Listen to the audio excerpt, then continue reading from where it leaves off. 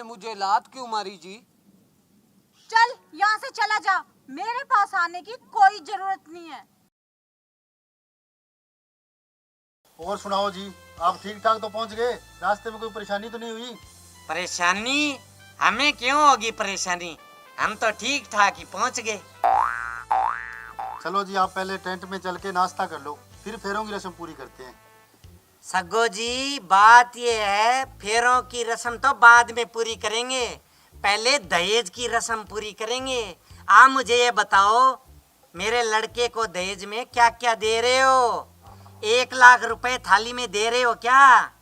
Motorcycle, fridge, AC, cooler, 10 तोला सोना, 2 kilo चांदी, ये सारा आइटम और छोटे आइटम दे रहे हो या नहीं दे रहे? उसी के बाद फेरे होंगे। हाँ चौधरी साहब, आप पहले रिश्ता होने से पहले तो ये कह रहे थे कि मुझे दहेज में कुछ नहीं चाहिए, अब एकदम आपने इतनी सारी चीजें मांग ली।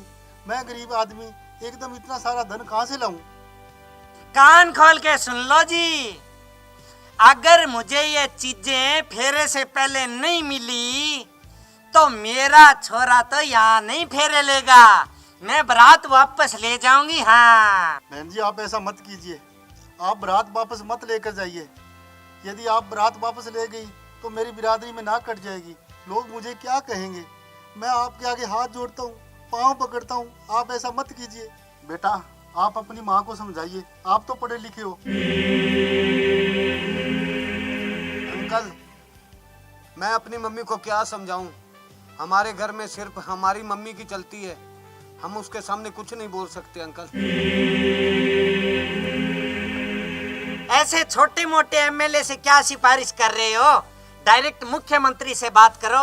और हाँ, सुन लो और समझ लो, अगर ये चीजें मुझे नहीं मिली तो मैं तो चली अपने घर। चल रे छोटू, खड़ा क्या देख रहा है, चल। रुकिए रुकिए बहन जी, रुकिए, आप जाइए मत।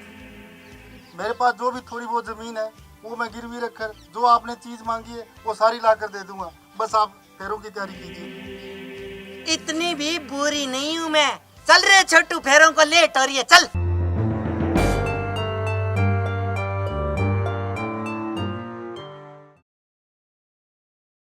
जरा घूंघट तो उठाइए, मैं आपके नूर से चेहरे के दीदार तो कर लूं।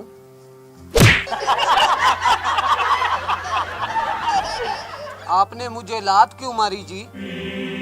चल यहाँ से चला जा, मेरे पास आने की कोई जरूरत नहीं है। क्यों चला जाऊं?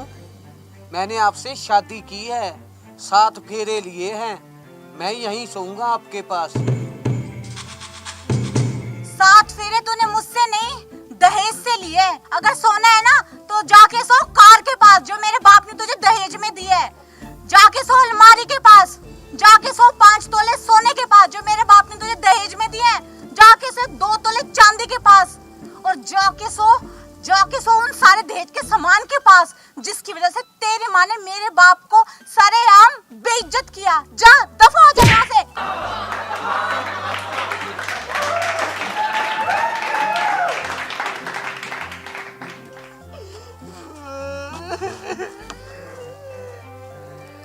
अरे मर जाने, रो क्यों रहा है? और तू यहाँ क्या कर रहा है? तेरे कमरे में जाके सो। मम्मी, तू सोने की बात कर रही है, उसने तो मेरे को लात मार के बाहर भगा दिए। उसकी इतनी हिम्मत, मेरे पुचके से छोटू को मारती है। तू चल, मैं बताती हूँ उसको, चल मेरे साथ।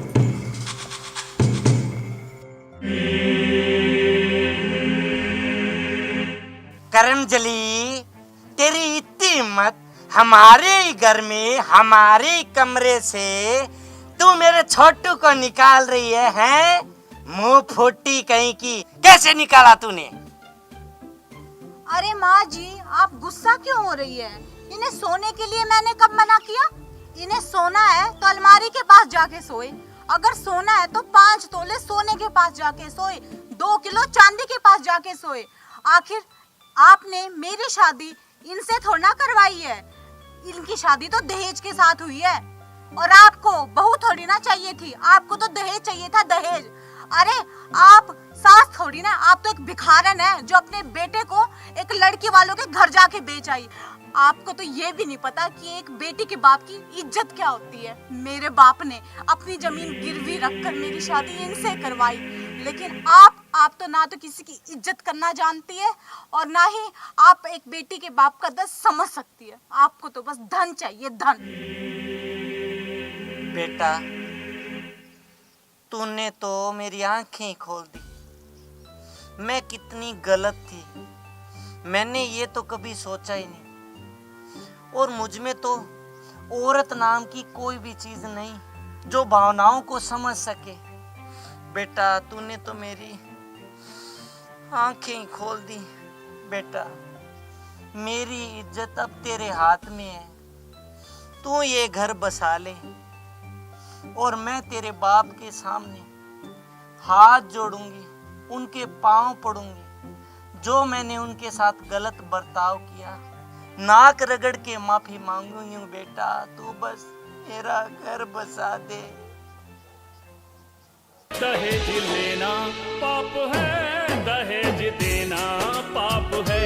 दहेज लेना पाप है, दहेज देना पाप है।